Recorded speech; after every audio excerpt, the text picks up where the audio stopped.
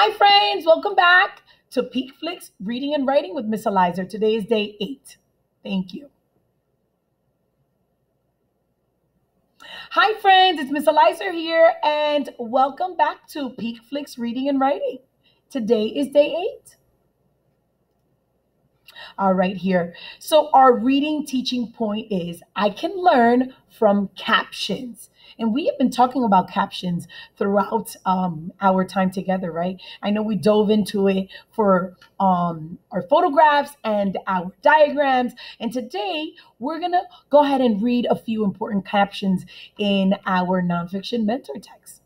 Let's get started. All right, here. So, things to think about. We get more information from captions. Now, the book, as you read, tells us so many different things on the bottom. But when you dive into the picture and you start reading captions, right? Captions, we get more information about the topic. And that is what we're going to do today. We're going to learn from the captions. Here goes my favorite nonfiction text feature, which is the table of contents. Now, friends, remember, it's the backbone of nonfiction books. We always go back to the table of contents to tell us where exactly we can go and find what we're looking for. Okay, so we're going to focus on blue ribbon sharks. I wonder what that's about. Blue ribbon sharks. That's on page 22. Ooh, nice. I see a lot of labels, a lot of captions. I'm going to go ahead and put myself up here. All right, captions. You may ask yourself that question. What exactly are captions? What is a caption? Captions are words that describe the picture. That's it. They're the words that tell us a little more about what you're looking at. So there's two types of captions. There are these captions where it's like the label, right? It gives us like a label and then maybe a label of what they're called. And then there are these types of captions where it's a sentence of what you are looking at, right? It's a word, and there are words that describe the actual picture, right? So let's look at this one. It says it won first place. I wonder why. It says weirdest. The hammerhead shark, I guess it's the weirdest. Let me read this caption here because remember, we learn more through our captions. So let's read this. It says a hammerhead shark has a head shaped like a giant hammer. Well, that's why it got its name, right? Its wide head is great for hunting. Very interesting. I just learned something new. All right, let's read down here. It says smallest. It's the smallest shark. The pilgrim, pinjum? That's interesting. Pijam? I think that's what it's called. Pijami? I'm not sure. I'm so sorry. Those spinned pijami shark. Sorry about that. The pijami shark. The pin pijami shark is about 8 inches long. It has glow in the dark belly. Oh my goodness, I didn't know that. It has a glow in the dark belly. Interesting. The creepiest shark. That's like the theme song for this great white shark. That's the shark that everyone knows mostly about, which is that great white shark. It's the creepiest, it's the scariest, it's the most dangerous, right? And let me read this caption. It says, when a great white bites its prey, its eyes roll back into its head. This protects its eyes. Wow, I didn't know that. Fastest, the mako shark. The mako is the fastest shark.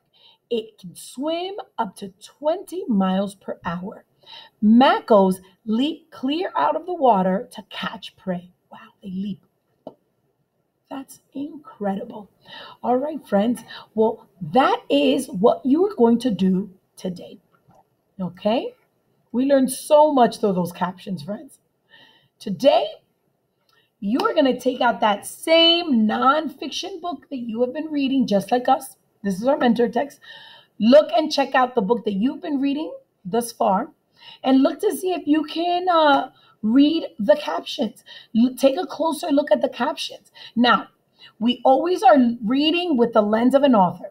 So check to see if you can go ahead and take some of those ideas and see if you can incorporate that in your writing, right? Keep it in your toolbox so that when we do our writing, we can incorporate that in our writing. Remember, friends, reading always supports our writing. They go hand in hand. They're like brother and sister, right? They go hand in hand. So see if you can go ahead and use those tools so that later on when we do our writing, we can incorporate that. All right, thank you for joining, friends. Remember, pause this video for 5 minutes, come back so that we can get ready for our writing. Thank you so much, friends, for joining me. I'll see you in 5 minutes. Hi, friends. Welcome back to writing. Okay, so writing teaching point for today is I can write a caption under my picture. Remember what I said? Reading and writing, they go hand in hand.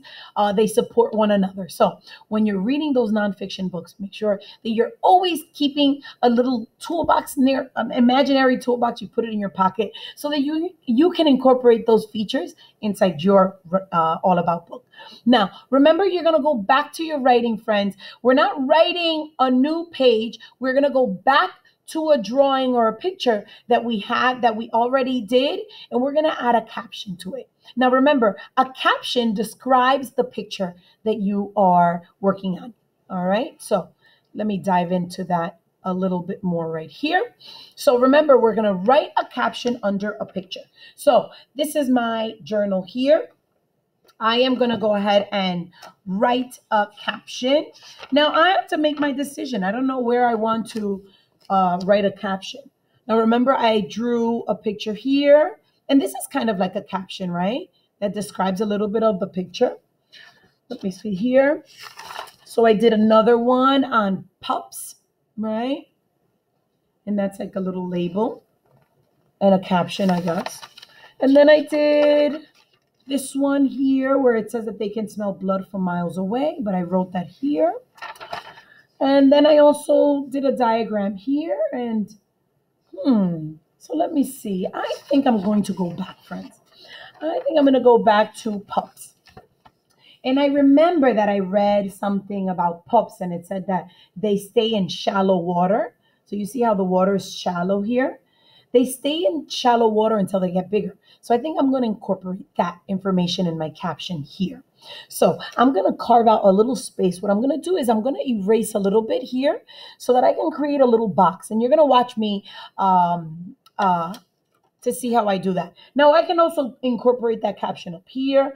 I prefer it down here, just my preference, but it's okay, friends. You can incorporate a caption here, up here, wherever you'd like. Okay, I'm just going to go ahead and carve out a little space here so I can write my caption. All right, let me just change my camera view so that you can see my writing. Watch me, because I'm going to do the same thing. Watch me. Now I'm going to zoom in that picture, right? So that you can really take a nice closer look. Remember, I want to like carve out a little space here. So I'm going to go ahead and just erase a little bit of that and frame that area. Frame this place so that my reader knows that this is my caption. I'm going to go ahead and erase a little bit of my picture there so that I can write. All right. So remember, I'm going to, whoops, sorry about that. I'm going to write a caption that says that pups swim in shallow water, right? Okay. So let's see here. So pups, I'm going to write it really small. Can you see that? Let me see if you can see that. Okay, I guess you can. Pups stay in shallow. That is a big expert word. Shh.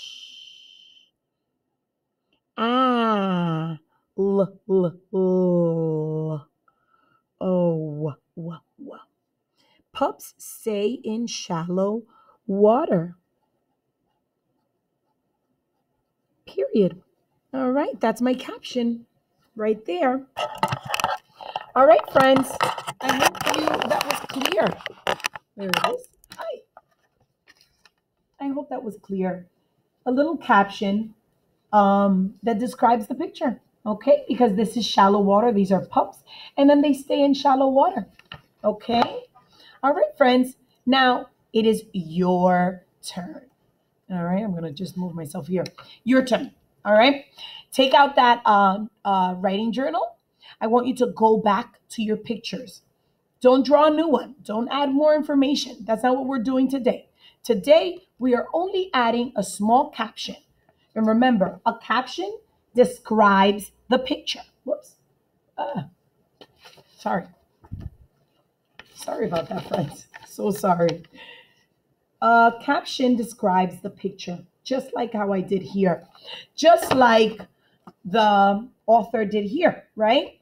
It describes the picture. So you're going to go back to your drawings, you're going to go back to those sketches, and you're going to incorporate a picture, a little caption that describes what you drew. Okay. Thank you so much for joining me, friends. I will see you tomorrow. Until next time, have a good rest of your day. Enjoy the nice summer weather. Okay. Have a good one. Bye bye.